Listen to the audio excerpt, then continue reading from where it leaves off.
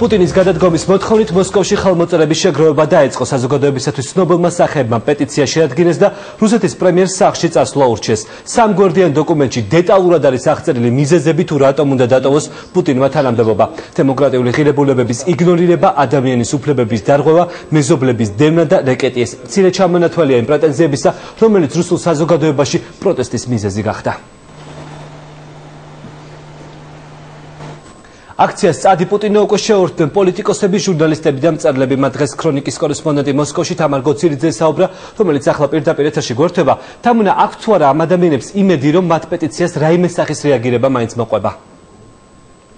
როგორც ჩვენთან საუბრისას მათ განაცხადეს იმედი, რა თქმა უნდა, ბოლოს ყდება მათ აქვთ ამის იმედი. უნდა გითხრათ, რომ რუსული დემოკრატიული ძალების მიერ მომზადებულ მიმართვას უკვე 2000-ზე მეტმა ადამიანმა მოაწერა ხელი, მათ შორის არა მარტო დემოკრატებმა, არამედ ნაციონალისტებმა, მემარცხენეებმა და საზოგადოებისთვის ცნობილმა სახეებმა. მიმართვაში დეტალურად არის ჩამოთვლილი ყველა ის დანაშაული, რომელიც პუტინის ხელისუფლებამ ჩაიდინა. ჩვენთან საუბრისას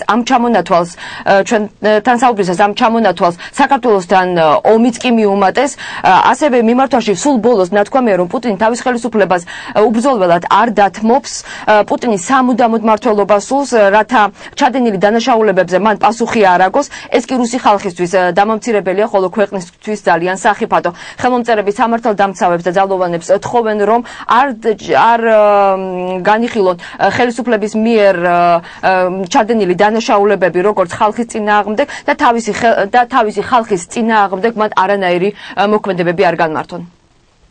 რუსეთის სტრატეგიულ ჩიხში იმყოფება კორუფციამ შეჭამა ქვეყანა. სახელმწიფო აპარატიც მოშლილია.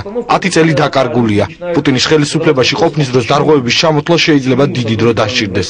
აქვე შეიძლება მიუთითოთ აგრესიული საგარეო პოლიტიკა, რომელიც კორუფციასთან არის დაკავშირებული.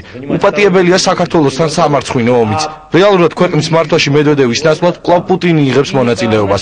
ამ ჩიხიდან ერთადერთი გამოსავალი პუტინის ხელისუფლებიდან განდევნაა. პუტინო გაემზადეთ, რომ მოვიდა.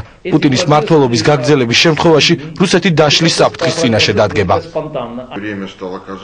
მიმართვის დაწერის იდეა დიდი ხანია გაჩნდა, მაგრამ დღეს ეს თემა ყველაზე აქტუალურია, რადგან მთელი ქვეყნის მასშტაბით სხვადასხვა ქალაქებში აქციები მიმდინარეობს.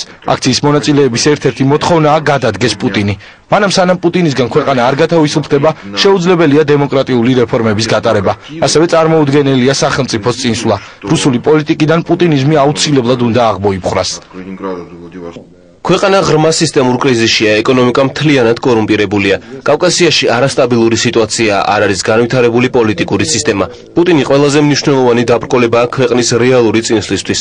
ამას უკვე ყველა გრძნობს. უკვე ნათელია, რომ პუტინს ცხოვრების ბოლომდე არ სურს ხელისუფლების დათმობა. დარწმუნებული ვარ, პუტინი ყველა ჩადენილ დანაშაულზე პასუხს აგებს. პუტინის წასვლის მოთხოვნა უკვე აღარ არის მარგინალების მოთხოვნა. დღეს უკვე მიმართვას ხელს მემარცხენე ძალებიც აწერენ.